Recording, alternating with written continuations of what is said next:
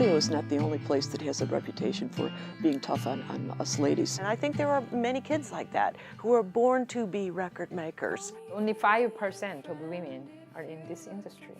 Ooh. Wow.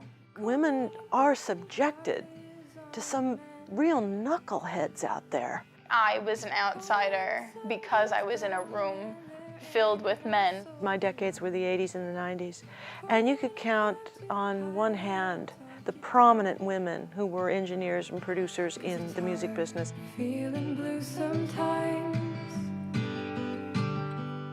I'm Heather Bey, and I'm a sound engineer.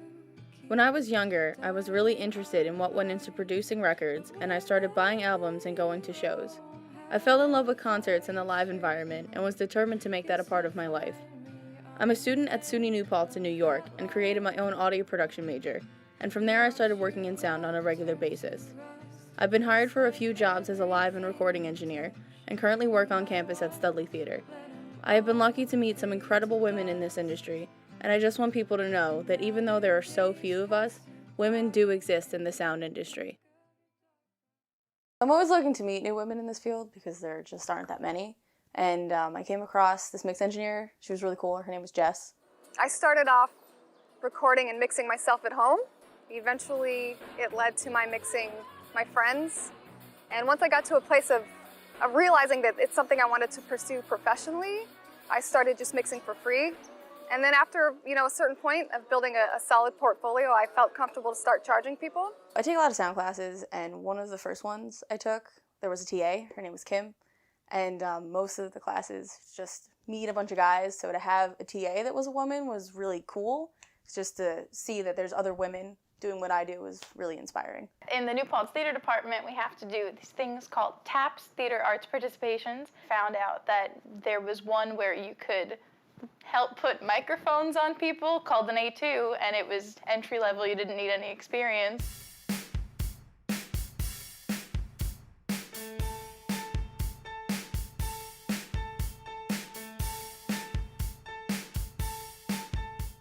So when I started getting into sound, and I was telling my family and my friends, like, this is what I want to do, I want to be a sound engineer, they were kind of concerned because only 5% of the industry are women, which is not a lot.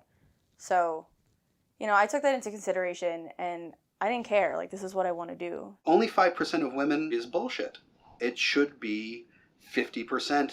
5% is still better than it was probably 0.0005% when I was starting out, because I remember I was interviewed in the early 90s where they said that the number of women who were working at the highest level making commercial records in the world there were 5 of us. So 5% is better than 5 out of 1,000, whatever it was. And when we would see one another, rather than be competitive, you might think that we would want to stand out. And the opposite was true. When we would see one another, we'd do the same thing that toddlers do, like babies do when they go to daycare, and a baby walks in and sees another baby, and it's like, oh, and they're attracted to their own kind. I think it's way too low of a number, but I think that's changing. I mean, just for me in the last 12 months, I've seen a drastic change in the industry as far as women in music and in sound goes. I do feel like it is on the rise.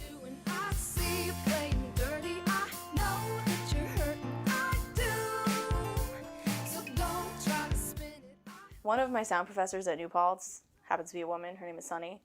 And she's been just my biggest supporter in me pursuing a career in sound. She's taught me so much, and she's always pushing me to try harder and to try new things. And that's just been really incredible for me.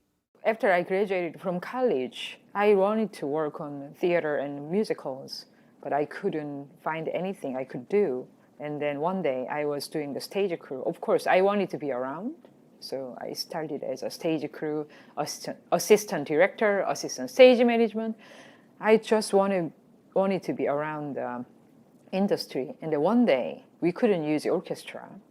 And then the sound designer, now he's the best sound designer in South Korea. He was recruiting people, and then he had to use a MD disc, mini disc MD player.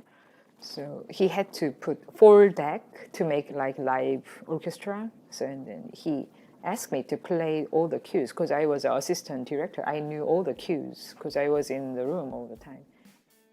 I didn't know what I was doing, but I played all those cues, and he said I was on the beat. I was so good at what I was doing. And then he's like, yeah, Sonny, you want to try another show? I became a mix engineer. So musicals, you have to have live sound. So I became A2 and moved on to A1.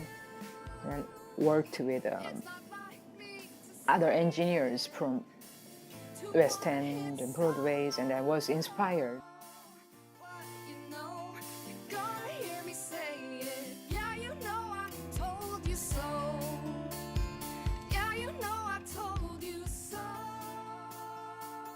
I definitely think women have to try harder in this field. The whole having to prove yourself thing and just working harder and going above and beyond just to show that you can do just as much as guys can. Honestly, I'm just not taken seriously right away. You know, there's always the assumption that I don't know what I'm doing, and there's confusion as to why I'm in the studio. I used to answer the question about obstacles to women in the workplace. I used to answer the question by saying, essentially, ladies, it's all in your head. If you don't see yourself as not being equal, then you won't have a problem. I was wrong. It's not all in your head. It's partly in your head. You have to go in with an attitude that says, bring it. I come from a background of starting in a college as a student that was an all-girls school. We had sisters on the faculty. I later joined the Sisters of St. Joseph community. And, you know, any tenseness or uneasiness I felt in a recording session, you know, being a woman, the producer, some of the musicians, you know, they might look in the control room and think, what have I got? As soon as I started working, there was never a question of, you know, my abilities or limitations. I didn't really have to make my way into the marketplace because I started here at St. Rose and was here when we first put the studio in and helped to design the program, and then eventually took the program over. So many people came to me. In the early days, we were the only available studio in the area. So we tracked anybody, anything that came in the door just to get the experience and build our knowledge base. So I didn't have the entry problems that I think some of the other women have had and may continue to have. I'm gonna keep turning up. You tell me when it's good, okay?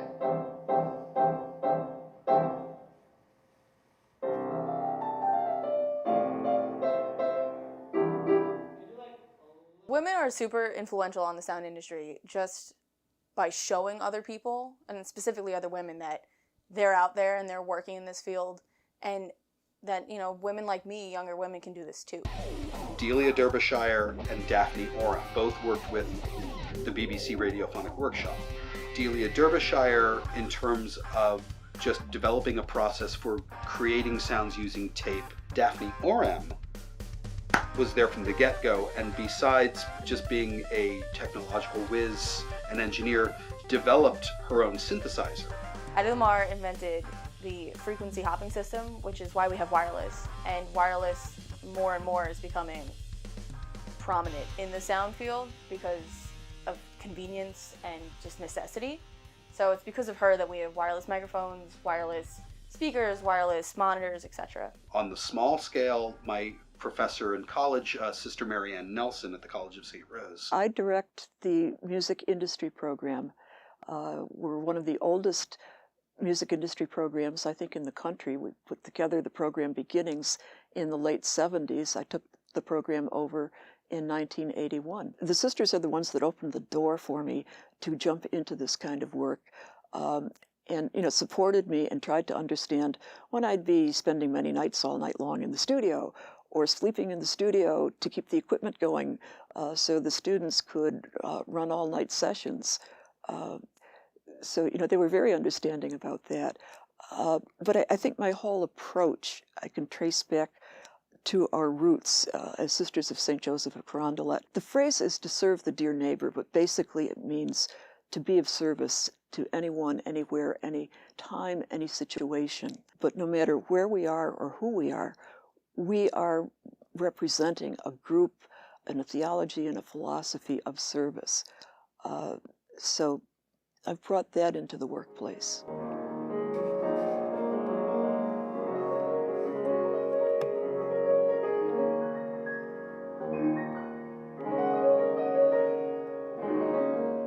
A woman that has influenced me personally and continues to influence me is Susan Rogers. She was the engineer for Prince. She was responsible for Purple Rain and Sign of the Times, which are two of my favorite albums. So just that in general is really awesome to me. And she's been in the field forever. So for her to be the engineer for one of the most famous musicians is just absolutely incredible. And to do it in a time where there was so few women, it's just amazing. I was not able to really embark on that journey until I was 21 years old, but I got started by having a roommate who wanted to be a recording engineer as well. And we moved to Hollywood together and we were roommates. And she had the money, the $3,000 tuition, to attend a little school called the University of Sound Arts. The teachers were all these engineers and technicians who were some of the best in the world. I couldn't afford to go there, but my roommate got me the job as the night receptionist.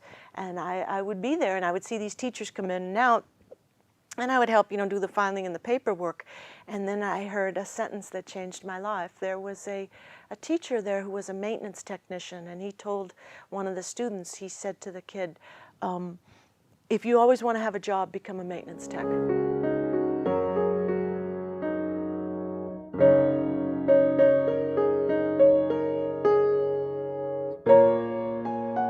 So being a woman in the sound industry and being really interested in live sound and pursuing live sound, an organization that has really helped me and has been inspiring to me is Sound Girls.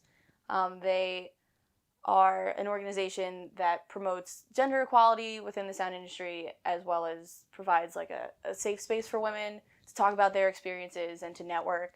And they also have workshops that have been really great for me and for other women and men as well. So having them as a support system has been absolutely amazing.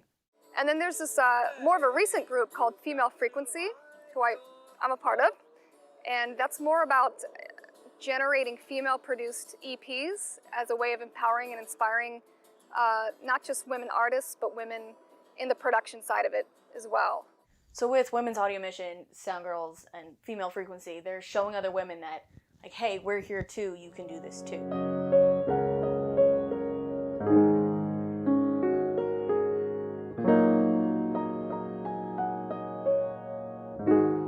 There's a local recording studio, well known, looking for an intern, and I have all the requirements, the experience. I mean, every bullet point they listed, I checked off.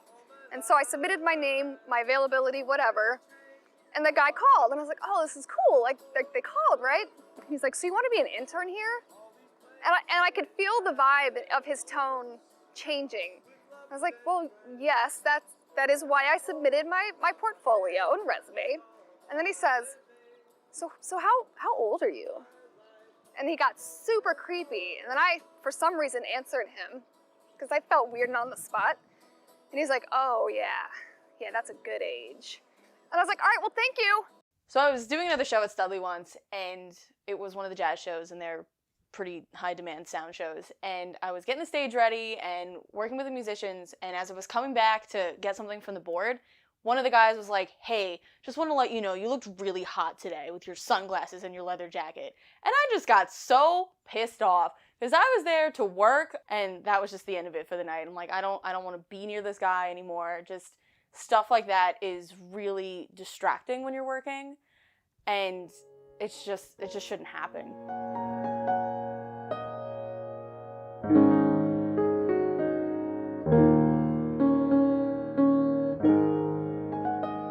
So to get more women involved, we just need to show women, and even men, that women have been here, we are here, and we're going to continue to be here. And just having that representation of other women, I know for me personally, has been really important. First, examine who you are. What are your strengths? What are your weaknesses? Once you've identified your weaknesses, spin that as a strength. In my early career, I thought, well, it might not be very good that I'm female. That might be bad because I don't look like an engineer. So I'm gonna sell that as an asset. You're gonna want me because I'm something different. You don't see that kind of car every day, to paraphrase Prince. You'll want me because I'm different. That's what I think all of us need to do. You want me because I'm this. That's what's good about me. Since starting this project, my friends and family always tell me when they see a woman running sound. I love it. Working on this project has been eye-opening. On the one hand, I learned a lot about the many women there are to thank for their inventions and influences on the industry. But on the other hand, I was not surprised by the low percentage of women in this field, and the stories many of them have shared with me. Women still have a long way to go until sound person is the norm over sound guy, and we're not treated as less simply because of our gender. But we're getting there, and I'm excited to see what happens in the future of the industry.